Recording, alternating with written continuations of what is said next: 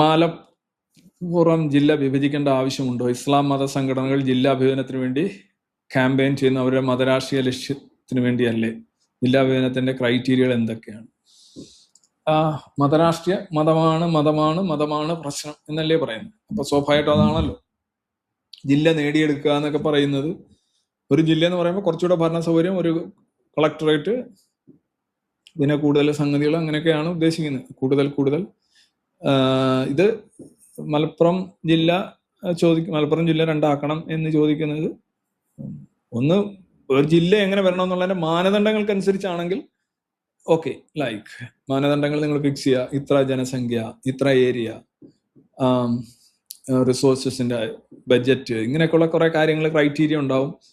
കേരളത്തിൽ ഇപ്പൊ അതിനൊരു ഫിക്സഡ് ക്രൈറ്റീരിയ ഉള്ളതായിട്ട് എനിക്ക് തോന്നുന്നില്ല. കാരണം കേരളത്തിൽ ഞാനൊക്കെ പഠിക്കുന്ന കാലഘട്ടത്തിൽ, ഞാൻ സ്കൂളിൽ പഠിക്കുന്ന കാലഘട്ടത്തിൽ ഈ വയനാടൊന്നും ജില്ലയല്ലായിരുന്നു. പിന്നെ വയനാട് വന്നു, കാസർഗോഡ് വന്നു, പിന്നെ പത്തനംതിട്ട വന്നു. ഞങ്ങൾ 11 ജില്ലകളാണ് ഞങ്ങൾ സ്കൂളുകളിൽ പഠിച്ചിട്ടുള്ളത്. ചെറിയ ക്ലാസ്സിൽ എനിക്ക് തോന്നുന്നു 2, 3 എൻ്റെ ഓർമ്മ, അന്ന് ഇത്ര ജില്ലയുടെ പേരൊക്കെ കാണാതെ പഠിക്കുമായിരുന്നു.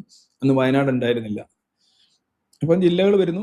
വയനാട് ജില്ല ഒരിക്കലും പോപ്പുലേഷൻ നോക്കി കൊടുത്തതല്ല, അത് ചില പാരിസ്ഥിതികമായിട്ടുള്ള, ജിയോഗ്രഫിക്കലായിട്ടുള്ള കുറെ കാര്യങ്ങൾ വെച്ചാണ് വയനാട് ജില്ലയായിട്ട് കൊടുത്തത്.